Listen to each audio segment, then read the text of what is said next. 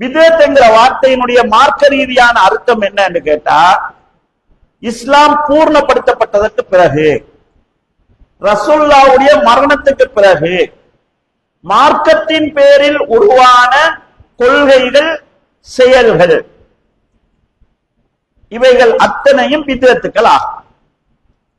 மார்க்கத்தின் பேரில் உருவான செயல்களுக்கும் மார்க்கம் இல்லாமல் உருவான செயல்களில் என்ன வித்தியாசம்?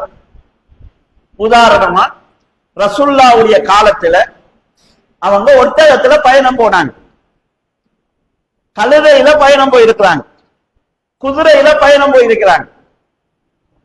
அப்ப யாரும் ஒட்டகத்தில், கழுதையில், குதிரையில் பயணம் போவது சுன்னத் என்று பயான் பண்றல. ஏன் அது? கழுதையில் பயணம் போனா நன்மை கிடைக்கும்ன்றதுக்காக ரசூலுல்லாஹ் கழுதையில பயணம் போகல.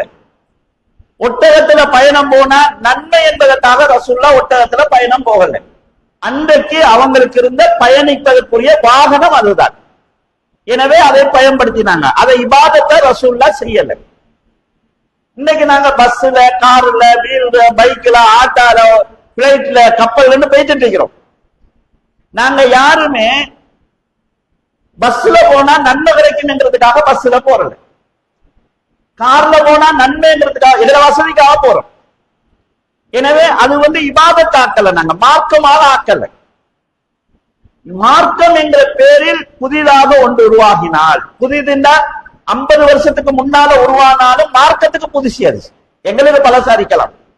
சில பேர் யோசிக்கலாம், கூட்டுதுவா 100 வருஷமா இருக்குது, அது எப்படி புதுசுன்னு கேட்கலாம். இஸ்லாத்துக்கு புதுசு, எங்களுக்கு பலசாரிக்கும். ரசூலுல்லாஹ்க்கு பின்னால வந்தது 1300 வருஷம் வைங்க. ரசூலுல்லாஹ்க்கு பின்னால வந்தா, மார்க்கம் என்ற பேர்ல வந்தா அது புதுசு. அப்ப இந்த அடிப்படையில் தான் பிதஅத் என்பது சொல்லப்படுகிறது. ஆனால் சில உலமாக்கள் இதை தெளிவாக தெரிந்து கொண்டே, அப்ப நீங்க மைக்கில பயான் பண்றீங்களே, இது பிதஅத் இல்லையா? ரசூலுல்லாஹ் மைக்கில பயான் பண்ணாங்களா? நீங்க கார்ல போறீங்களே, இது பிதஅத் இல்லையா? ரசூலுல்லாஹ் கார்ல போனாங்களா என்று அவங்க மக்கள்கிட்ட கேள்வி கேட்கக்கூட, மக்களுக்கு விவரம் இல்லாம. அது சரிதானே? அப்ப ரசூலுல்லாஹ் மைக்கில பயான் பண்ணலதானே, பிதஅத் கூடாதுன்னு சொல்லி மைக்கில பயான் பண்றாங்களே, அப்ப ரசூலுல்லாஹ் செய்யாததை நீங்க மார்க்க புதுசா தானே வந்துச்சுன்னு சொல்லுவாங்க. இது மார்க்கத்துல வந்த புதுசு கிடையாது. எங்களுக்கு ஏற்ற வசதி. நாங்க கொத்துபா ஓடும் போது மைக் வேலை செஞ்சாலும் செய்யாட்டியும் கொத்துபா ஓடுவோம். கொத்துபா செய்யறதுதான் கடமை. மைக்கு இது மக்களுக்கு வசதியா போய் சேர்றதுக்காக அதை பயன்படுத்துறோம். மைக்கில பயான் பண்ணா 100 நன்மை, மைக் இல்லாம பயான் பண்ணா 50 நன்மை டிஃபரன்ஸ் பண்றது கிடையாது. இதை மார்க்கமாக்கல, இது எங்களோட உலக வசதி. ரசூலுல்லாஹ் மார்க்கத்தை தான் கம்ப்ளீட் பண்ணாங்க.